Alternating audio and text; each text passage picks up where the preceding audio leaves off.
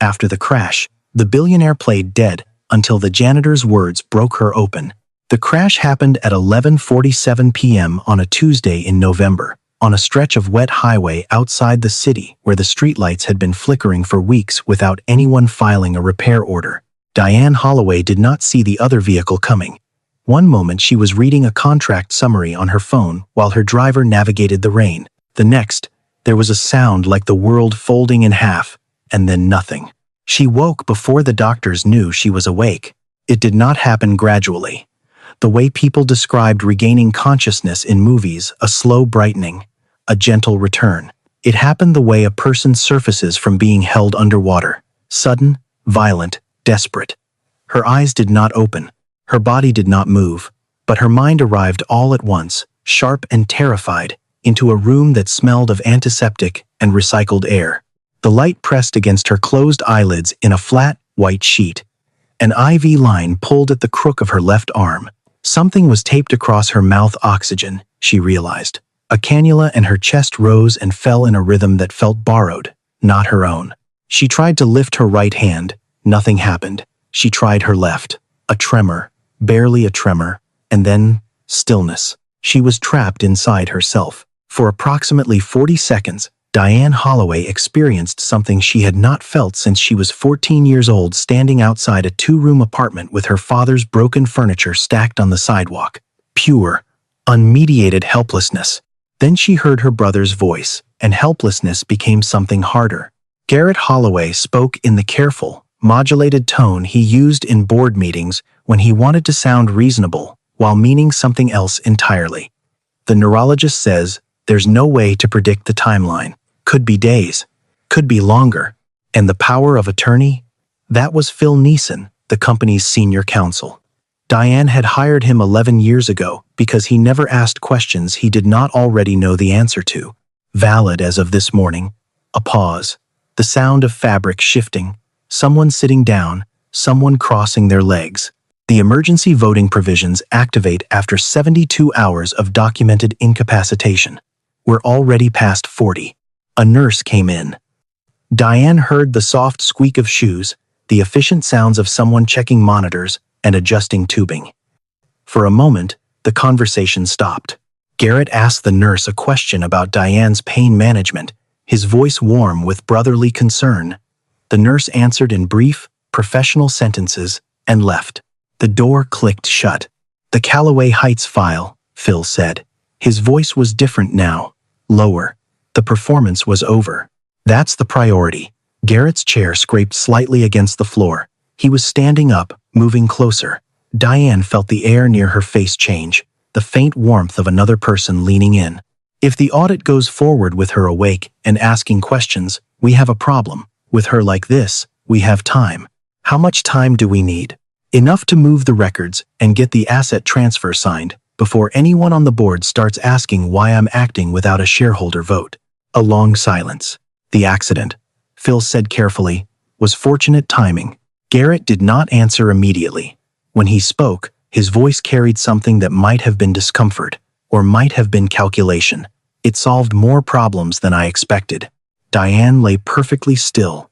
She had always understood, in the abstract, that people wanted things from her. Her money, her connections, her signature on documents that moved the shape of the city. She had understood that Garrett resented her, that he had spent 2 decades being the younger sibling in the shadow of someone who could not stop building. She had never believed he would reach into that shadow and pull something this dark into the light. She made a decision. She did not make it slowly or reluctantly. She made it the way she had made every significant decision in her adult life, quickly, coldly, and without waiting to feel ready. She would not open her eyes. She would not signal consciousness. She would lie here, in this bed, in this performed stillness, and she would listen to everything. She would collect names and dates and phrases until she had enough to bury them. Diane Holloway had built an empire by knowing more than the people across the table from her. She would begin again from a hospital bed. She lost track of time in the way that only sick people and prisoners do, not by hours, but by the rhythms of the ward. Shift changes. Meal trays delivered to the wrong room. The particular quality of silence that settled over the floor after midnight when the family members had gone home and the building contracted around its own functions. It was in that silence, sometime in the third night, that Calvin Mercer came to clean her room. She heard the door open, the low rumble of a wheeled cart, the specific sound of a mop handle being repositioned. He worked methodically, the way someone works when they have learned to preserve their energy across a long shift. No wasted motion, no humming, just the quiet competence of a person doing a job that most people in the building had stopped seeing. She expected him to finish and leave. He did not. There was a pause near the foot of her bed. She felt his presence the way you feel, someone looking at you from across a room, not threatening, just attentive. Then he pulled a chair slightly closer, not sitting, just resting his hands on the back of it, and he spoke. His voice was low and deliberate, directed at her as though she were awake and capable of answering. "I know who you are," he said. "I've known since they brought you in." He let that sit for a moment. "My wife's name was Renata. She died in the stairwell collapse at Callaway Heights 3 years ago, February. The structural engineers flagged that building for repairs 18 months before it happened. Your company owned it. Your signature was on the deferral order." Diane did not move. She could feel her own heartbeat in her temples, in the tips of her fingers, in the place behind her sternum where something was trying to collapse inward. "I'm not telling you that to hurt you," Calvin continued. There was no performance in his voice, no cruelty, no satisfaction. "I'm telling you because I used to think about this moment, what I would say if I ever got close enough to say it, what it would feel like." He was quiet for a moment. "It doesn't feel the way I thought it would." Diane heard him shift his weight. "I used to pray you'd understand what helplessness feels like. I used to think that was justice, that you'd end up somewhere you couldn't control, and you'd finally get it." A pause so long she thought he might have stopped. "Now that you're lying here, I'm ashamed that part of me got what it wanted." He picked up the mop handle. She heard the cart moving toward the door. "Nobody should be left alone in a room like this," he said, almost to himself.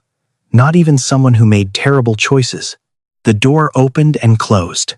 Diane Holloway lay in the dark and felt something she had not felt in 30 years. The specific, hollowing shame of being seen clearly by someone who had every reason to look away. She did not sleep for the rest of that night. Calvin came back the following night. Diane had spent the day being examined by doctors who spoke about her in the third person, visited by Garrett, who held her hand and told the attending physician he was devastated and committed to whatever she needed, and processed by a hospital system that had reduced her to a chart number and a set of vitals. She had endured all of it without moving, without signaling, without giving anyone in that room the smallest indication that behind her closed eyes, a mind was running at full capacity and cataloging every word. By the time Calvin's cart came through the door at midnight, she had developed something close to relief at the sound of it. He worked in silence for the first few minutes. She had begun to understand his rhythms, the way he started at the far corner and worked systematically inward, the way he paused at the window before moving to the bedside table, the way his breathing changed slightly when he was about to speak.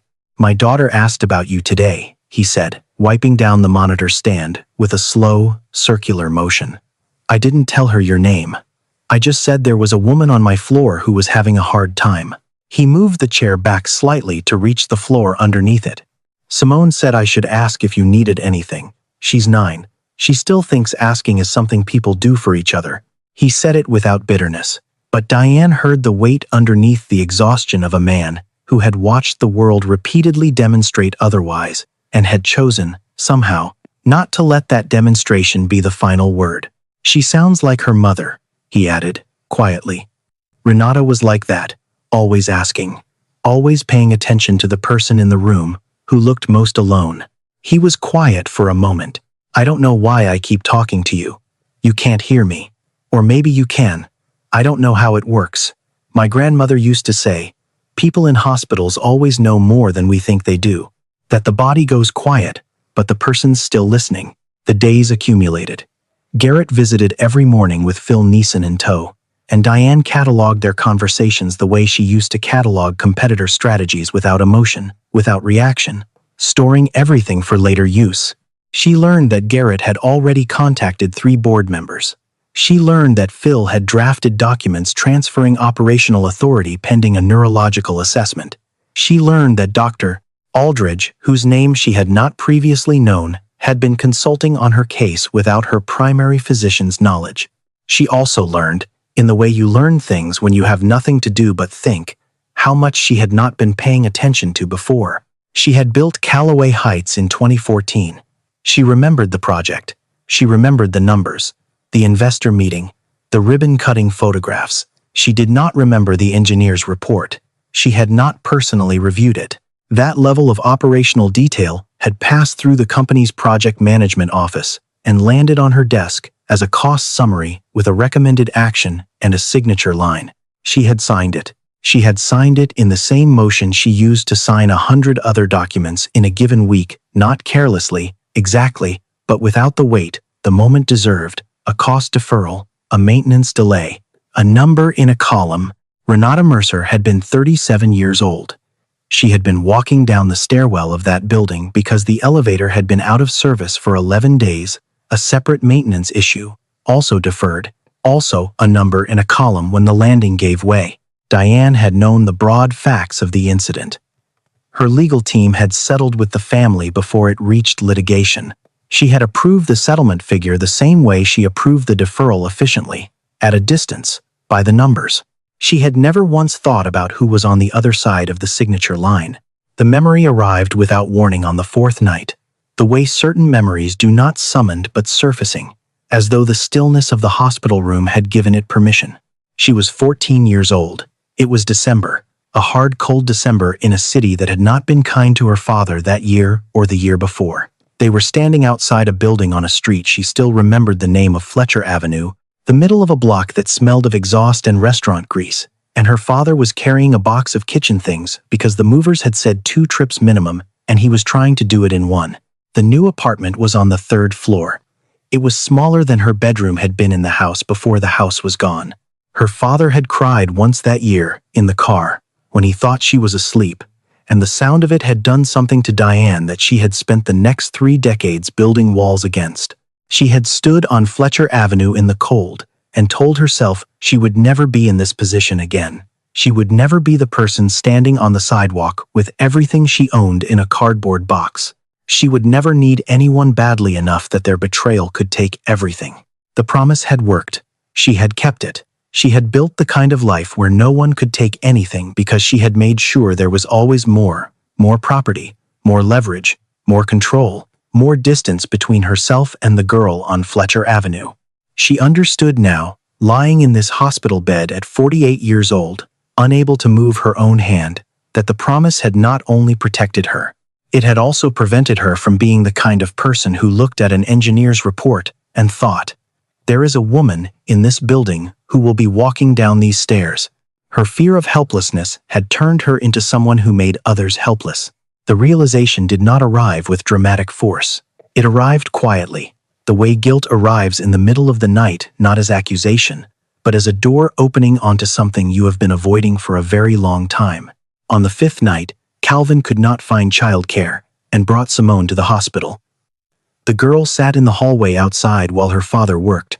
Before Calvin left that evening, he stopped at the foot of the bed and said Simone had insisted on bringing flowers for someone and had left them at the nurse's station because she did not know which room. Then, through the gap of the half-open door, Diane heard Simone's voice asking a nurse if the flowers could go to the sleeping lady. And something inside Diane Holloway, something she had been maintaining through sheer structural willpower for 34 years, began to crack. She did not want to wake up to reclaim her company. She wanted to wake up to apologize. On the 6th day, Garrett came in with Phil and Dr. Aldridge, and they stood at the foot of her bed and finalized the transfer. A private neurological facility, a controlled environment. Aldridge would oversee her assessment. The language they used was clinical and reasonable-sounding specialized care, optimal recovery conditions. But Diane had spent enough time in rooms where people said one thing and meant another to understand exactly what was being arranged. Once she was in Aldridge's facility, she would not be coming back until Garrett decided she could. She tried to move.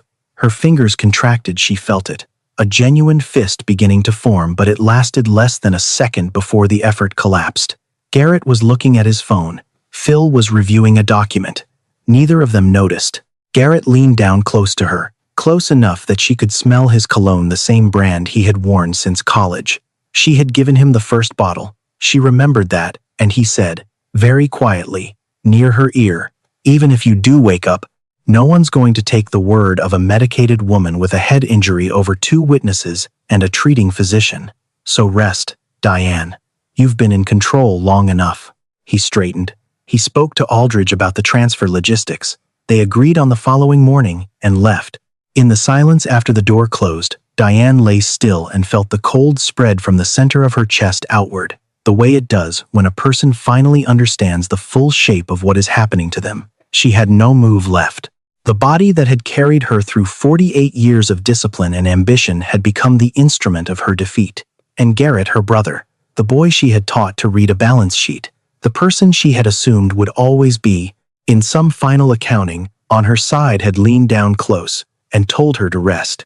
She had never in her adult life felt so completely alone. It happened the night before the transfer.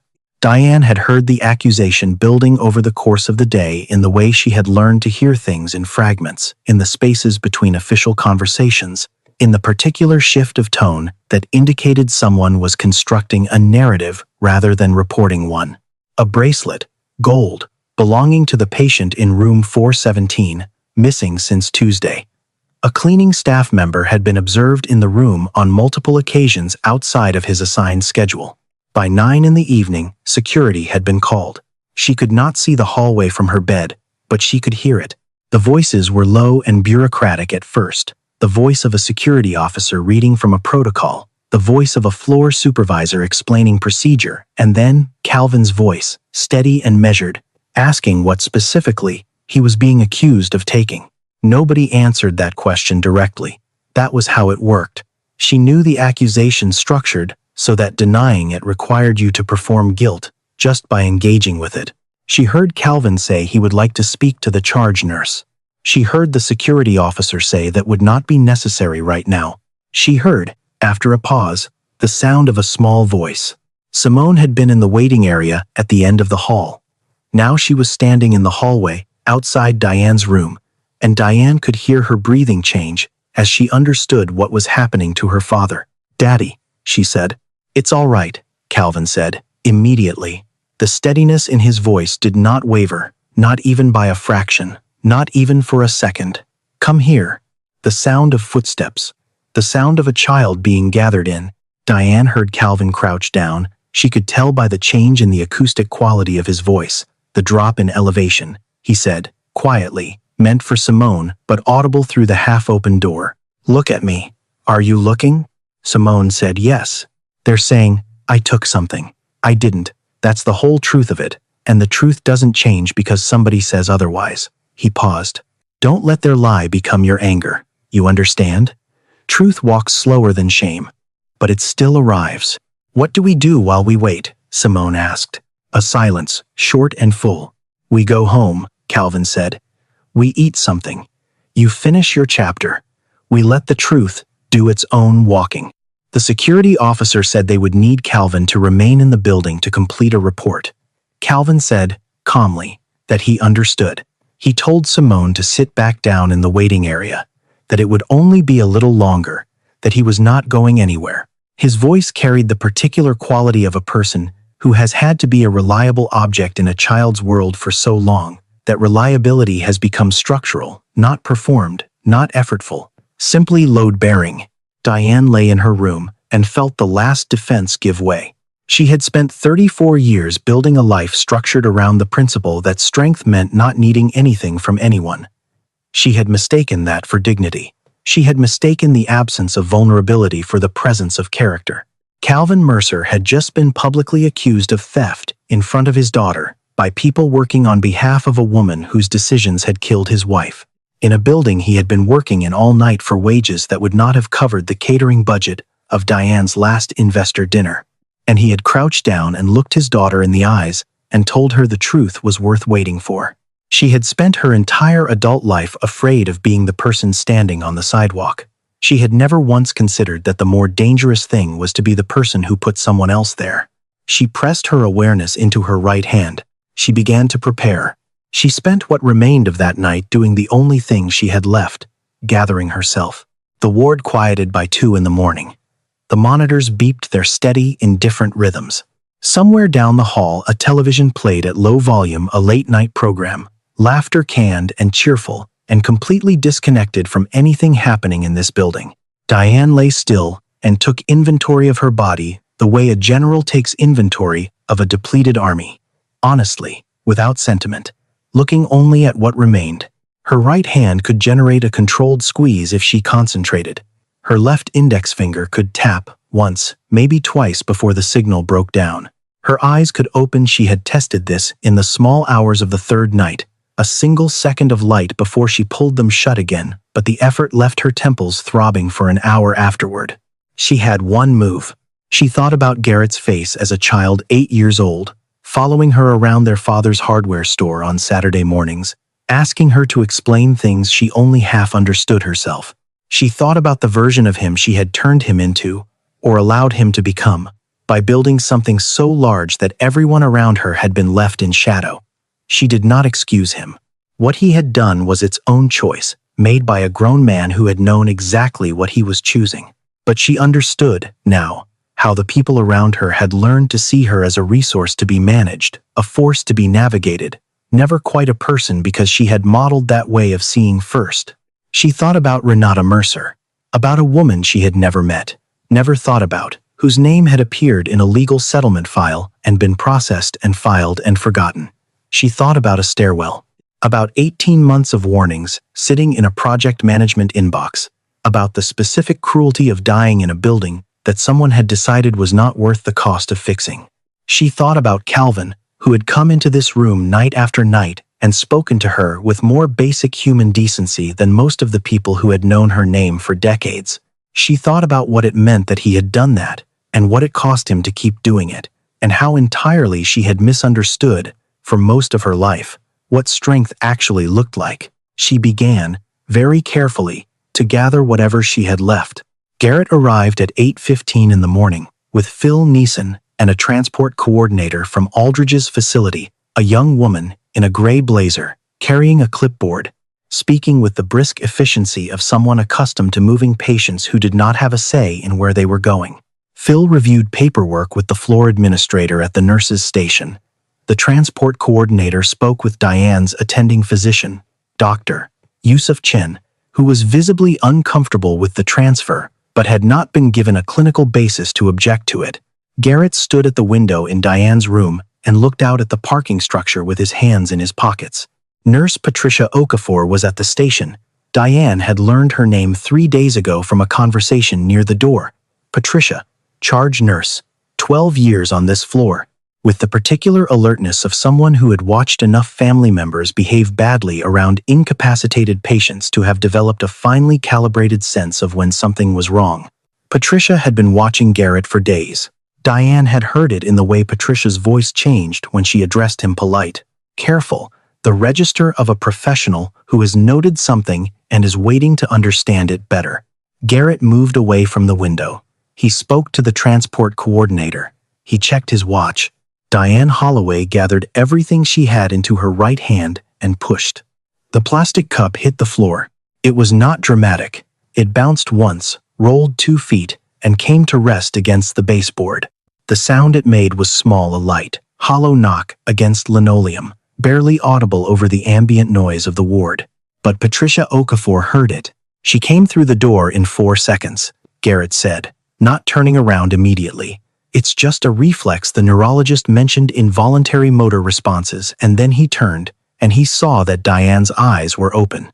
Not blinking, not unfocused, open. Looking directly at Patricia. Garrett moved toward the bed. Diane. Patricia stepped between them. It was a small movement, instinctive, the bodily expression of a decision made faster than conscious thought. She leaned close to Diane and said, quietly and clearly, "Mrs. Holloway, can you hear me?"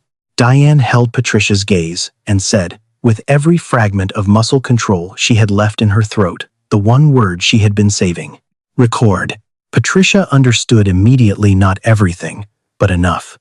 She activated the hospital's patient documentation system on the bedside terminal. She told the transport coordinator that the transfer was on hold pending a conscious patient assessment.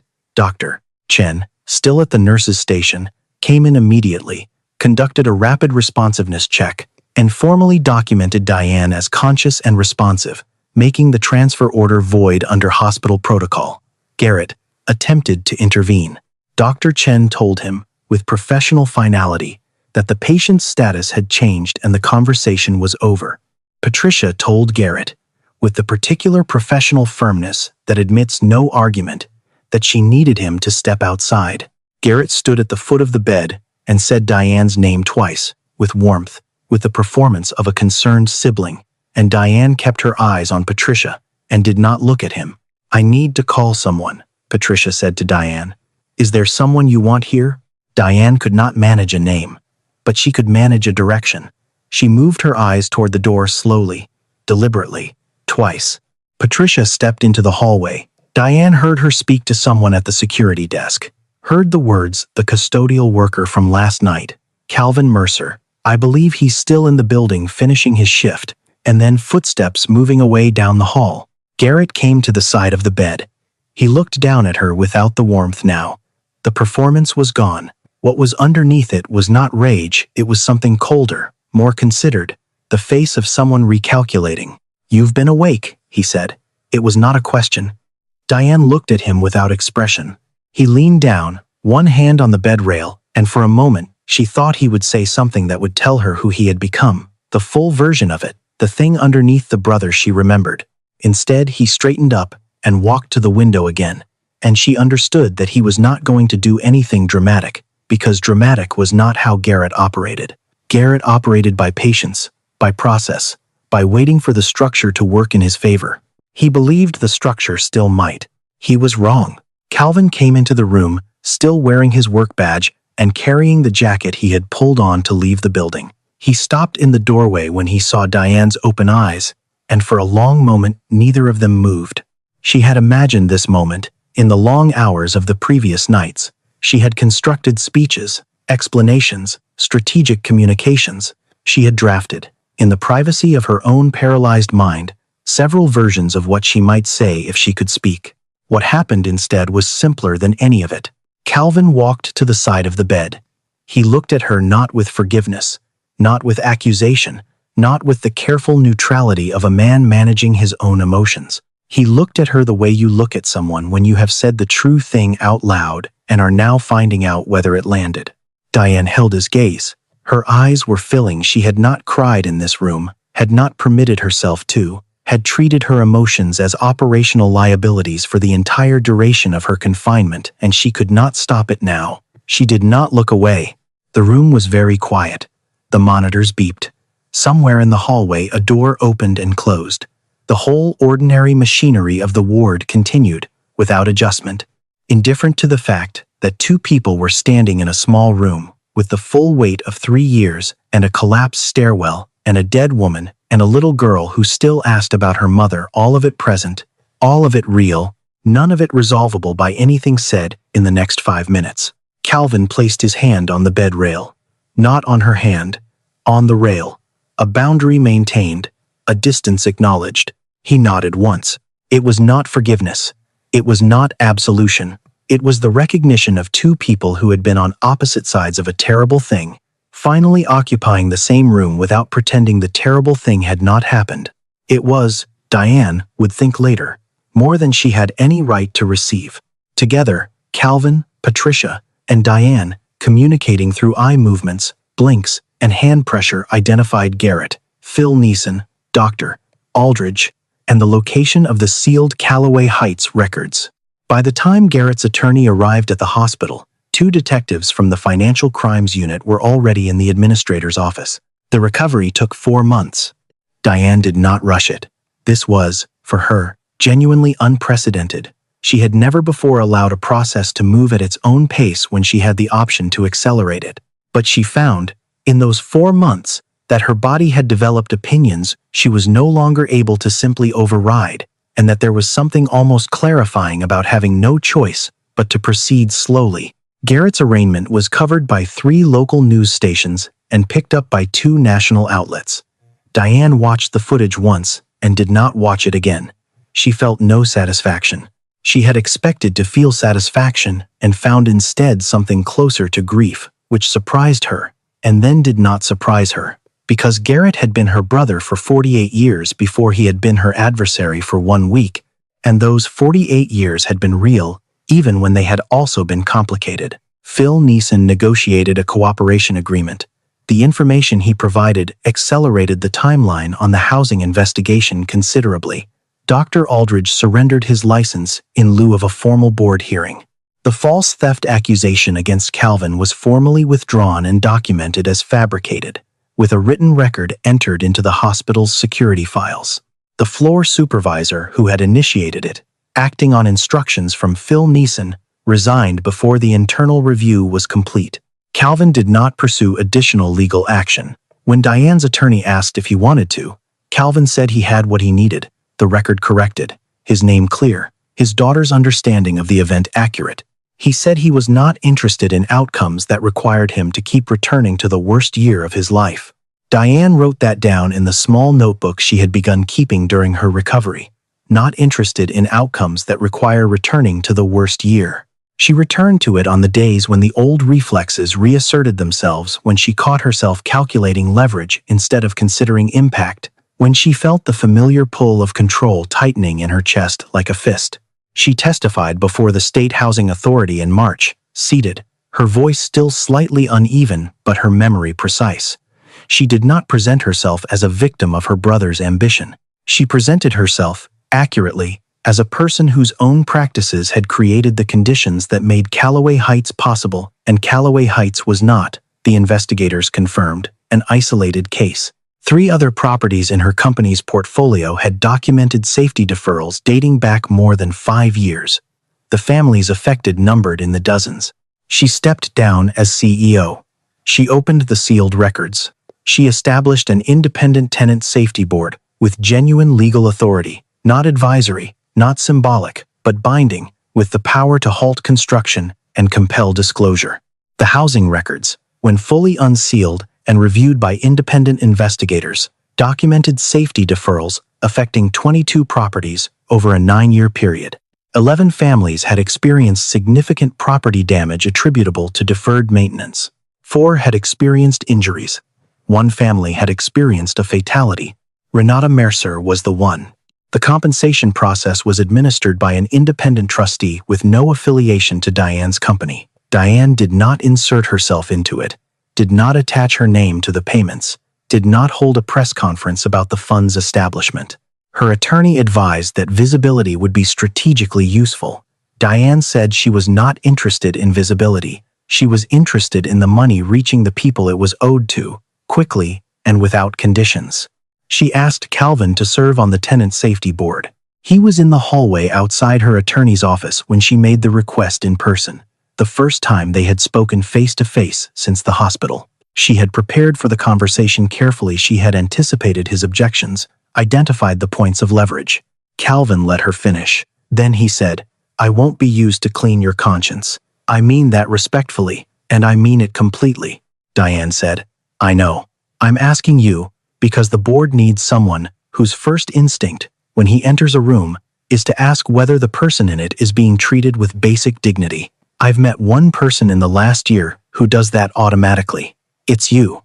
Calvin was quiet for a moment. "I'll think about it," he said. He did not say yes. He did not say no. He walked to the elevator and pressed the button, and Diane did not call after him, did not add anything, did not try to improve her position. She had made the case. The rest was not hers to control. He said yes in April, by email, 3 sentences, no explanation. The Tenant Safety Board held its first formal hearing 6 weeks after Calvin joined it. The hearing concerned a proposed residential development in the eastern part of the city, a project from a different developer entirely, no connection to Diane's company. The board reviewed the structural assessments, flagged 2 maintenance protocol gaps in the proposed management agreement, and required revisions before approving occupancy. It was, in the context of everything that had happened, a very ordinary piece of administrative work. Diane read the hearing summary on a Tuesday morning and felt the specific, quiet satisfaction of a system doing what it was designed to do, not dramatically, not in a way that anyone would cover or photograph or applaud, just correctly and on time and for the benefit of people who needed it. She had built a great many things in her life. She was not sure she had ever built anything she was more relieved to see working. The community meeting was held on a Thursday evening in the ground floor common room of the rebuilt Callaway Heights new stairwells, new elevators, new structural reinforcements that had been inspected by 3 independent engineers and certified by 2 city departments. The walls were painted a pale yellow that someone had clearly chosen with care. Children's drawings were taped along one side, a school project about what home meant. Diane arrived 10 minutes before it started and sat in the last row. She did not announce herself. Several people recognized her and looked at her with expressions ranging from cautious acknowledgement to open suspicion, and she met each look without flinching and without performing humility. She was there because she needed to be there, not because being seen there would help her. Calvin spoke for 20 minutes. He talked about the building, about the process of reconstruction, about what the Tenant Safety Board had accomplished in its first 6 weeks of operation and what it still needed to do. He talked about his wife briefly, carefully in the context of why the work mattered. His voice did not break. His hands were steady, on the edge of the podium. He did not look at Diane. She was glad of it. She did not need him to acknowledge her. She needed to hear, in a public room, what accountable language sounded like when it came from someone who had earned the right to use it, so she could understand the distance between where she was and where she still needed to go. After the meeting, people gathered in small groups. Someone had brought food. A woman who had lived in the building for 11 years was crying quietly in the corner, while a younger woman held her hand, and nobody was making them stop. Simone found Diane near the back wall. She was taller than Diane had imagined, from the sound of her voice. She looked at Diane with the direct, assessing gaze of a child who has learned early to take accurate measurements of people. "Are you better now?" she asked. Diane thought about saying yes. It would have been the kind answer, the easy answer, the answer that closed the conversation tidily and sent this child back to her father without complication. She said, "I'm trying to become someone who does less harm than she used to." Simone considered this for a moment with the seriousness it deserved. "My dad says that's how you know if it's real," she said. "If the person keeps doing it after everyone stops watching." "Your dad is right," Diane said. Calvin appeared at Simone's shoulder. He looked at his daughter first, then at Diane. The look he gave her was not warm and it was not cold. It was the look of a man who had decided to be in the same room with someone difficult and was doing it without pretending it was easy. "Thank you for coming," he said. Formal, measured, genuine. "Thank you for letting me," Diane said.